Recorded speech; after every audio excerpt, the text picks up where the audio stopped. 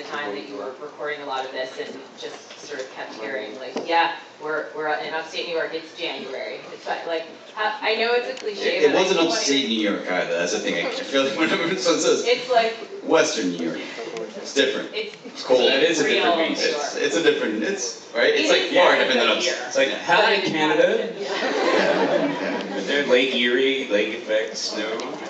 As Daniel said, it snowed every 4 minutes. Okay. Does that, I mean, really, does that affect things? Like, do you feel like that has an impact on the music, or at least the experience of making that music while you're doing it? How do you feel about it? I think there was, the real benefit was that we were all there all the time. And I think well, sometimes if you're doing a record, right. And everybody's in town, like you can show up and do a guitar overdub and you're just there by yourself. Or like maybe there's, like the mixer has a mix up, but you're the only person there to like listen to the first rundown of that mix. So when everybody's there, even if it's not like your day to do anything, I think it just kind of keeps like a real glue to the experience, and things are just sort of like, all right, we're just gonna like sign off on this today because we're all here and we're gonna move on to the next thing. Okay. So I think it helped us have confidence in maybe more spur-of-the-moment decisions. Like you don't have to wait for someone to like get on, their end. And have you made, I mean, how long has it been since you made a record in that way? Where you're Antics probably, right? Yeah, because Cadis was in Connecticut, so we would live out there. And even then though, like some people, if they weren't needed, they would probably go back to the city, because the allure of like sleeping in your own bed it's too strong, you know? Like, Western New York, you're shit out. But we were there. It was the first time, I think, since probably even Bright Lights, that we were there. Every single band member was there for every single moment. Like every single moment. And that's part of Fred's kind of philosophy as a producer too, which is like the subtle stuff like that I think he's really tuned into to like make great music. And we all know why we ended up with this part in that song, or even if you didn't have something more related to Sam's playing or Paul's, like you were present for it, so you know why we got there. And it doesn't feel like a secret that you hear on the track the next time you show up. Yeah. Not only that too, but it helped. There had to be some overdubs because we were doing this record as a 3-piece, so Paul wore like 80,000 hats. I do that anyway. He does. I love hats. But without that, invariable overdub, like it's what retained the aspect of a band being recorded to tape. Yeah. Okay. Because if we didn't do that, the process wasn't the way it was, it would be kind of pointless to record to tape. Because it really wouldn't be held in its original context. So he ensures that, if it's tension or whatever emotion, it stays. It stays in the room. Right.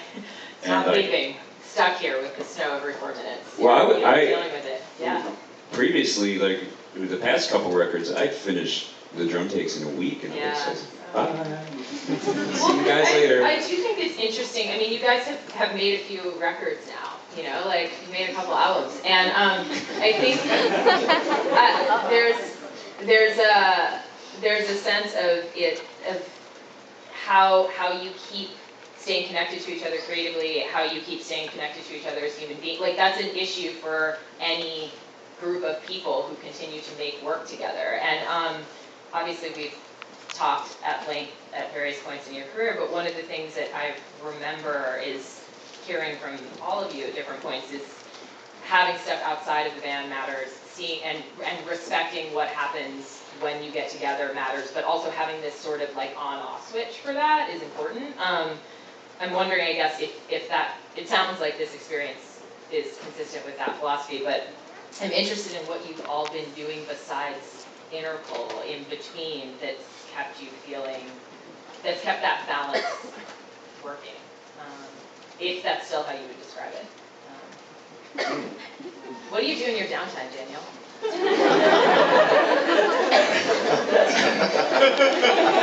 That's a $1 million question. You've been talking to these guys, huh? I was like, I do. Yeah, they both looked really happy with that.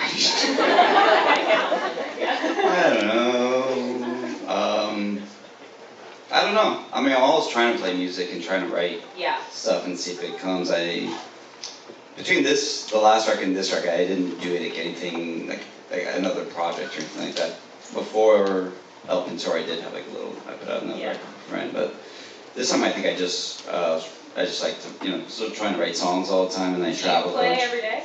I try to when I have like, you know, obviously on tour it's a little hard. I don't have a guitar always with me or traveling, but if I'm at home, every morning I start my morning playing guitar. Really? Yeah. Every morning? Every morning, like having coffee is like great. Coffee and guitar, morning routine. Yeah. Okay. Sam? Coffee and guitar with Daniel Kessler. New podcast. Yeah. It's pretty boring. It sounds very meditative, is what it sounds. That's what it is. Yes. It's a ritual. What about you, Sam? What have you been up to? Well, a few years back, like Daniel, I did a record. I know. Yeah. Yeah. It's cool. Yeah. It was fun just to work with the people I got to work with. But what about like in the rest of your life? Like, are Well, yeah. then, like Daniel, I decided not to do that. And in terms of musically, I was going to wait for Interpol. Yeah. Like I didn't want to get into. Yeah, I didn't want to get preoccupied with anything else, and I was really excited for some unknown reason to play drums with Interpol. Well, aside from that's what I do, but I had my little foray, you know, playing around with other instruments, and that was cute. But it was seriously, I was just excited to get back to. You saw other people for a little while. And I did. Came back to Yeah. To commitment. Yeah. But then I still needed to occupy myself, so I started working on motorcycles. No way. Yeah. Wow. Yeah. What's the knowing nothing about motorcycles, but having talked to people who love motorcycles, they all have like the one motorcycle that's the sort of white. Do you have your pet? The pet motorcycle? There's like 80 of them. It's the form, you know, it's the form of a motorcycle and the whole concept. No, just the idea of the two wheels and an engine. But then I crashed into a tree. Were you wearing a helmet? Yes, I was wearing a helmet. You're kidding? I'm a member of Interpol Accessories. Unabashedly into the accessories. Like the no helmet law, you're missing out. You crashed into a tree? Yeah. How does that work? Like, Thanks for asking that question. Let's break that down. Well. Yes.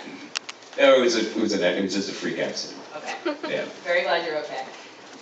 I get very nervous. Well, the funny thing is that I was filming like B-roll for an Interpol documentary about the song NYC. No. Who was being shot by a friend of Paul's. It's Carlos, I don't want to mess up his surname. Puga. He's well brilliant DP.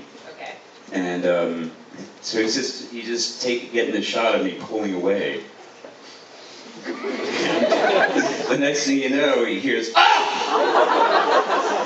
And I'm on the ground, and he's like, "Your bandmates are gonna fucking kill me." Yeah. Can you play? And the first Bright Light show was gonna be in New York 2 days later. This was right before the Yeah, so I showed It's up. not like you need your body or That's all I kept doing was moving my wrists and ankles. All right, so you were fine.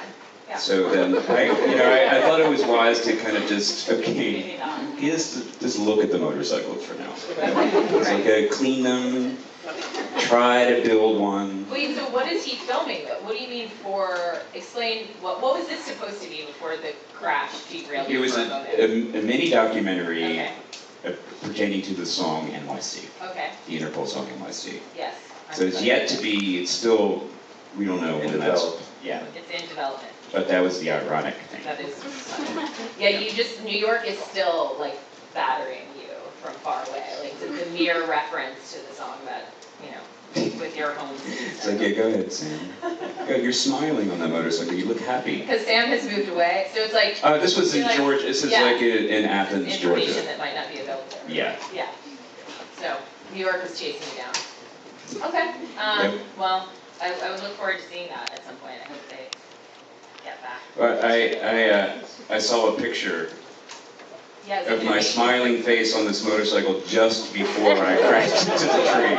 And I think that might be the cruelest thing. I looked happy, I was like, check this out! vintage motorcycle. I have to see this footage. Yeah, come on, it's somebody in the documentary. Just on a loop for a video, the next Interpol video. Yes. The fact that I walked away from it that just makes it all humiliating and very long. Okay, Paul, it's your turn. Tell us what you've been up to. I mean, when I'm not doing music, the painting is a real kind of passion that I really enjoy. And it's something that sort of shows up, like the inclination shows up when I'm not working. Like the day I stop We Master a record, for instance, I'll get the urge to paint. So yeah, it's like a friend in that sense. It's always there, like at the right time. And I surf. When did the painting start? Like, have you always been? As a kid, I was into graphic arts, and then I did a course in painting when I was at NYU for one semester, and it really just even learning the way to use, I use oil, and so like the course was what you can learn in one semester of a painting class, but it was like enough for me to kind of start and realize like, oh, okay, this is how I can just like make it a hobby.